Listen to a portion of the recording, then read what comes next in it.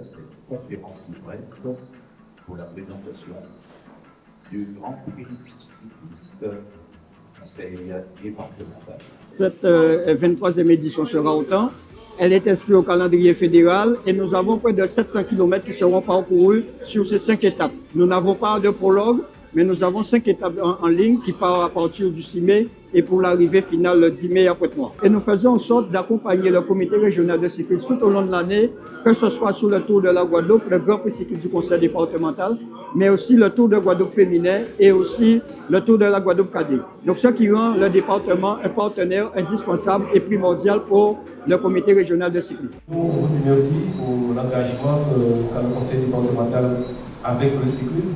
On aura un très beau plateau avec les Guadeloupéens qui sont des très bons coureurs, de très beau niveau.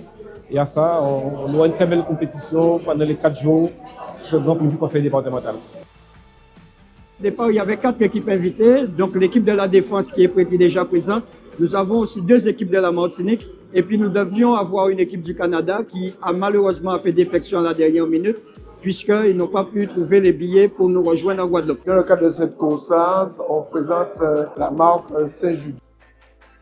Eh bien, on va vous laisser la parole en tant que partenaire de ce Grand Prix. Depuis 1984, on était dans le domaine du cyclisme.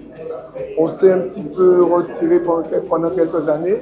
Et pour nous, aujourd'hui, c'est un petit peu l'opportunité de revenir cette année pour la deuxième année consécutive.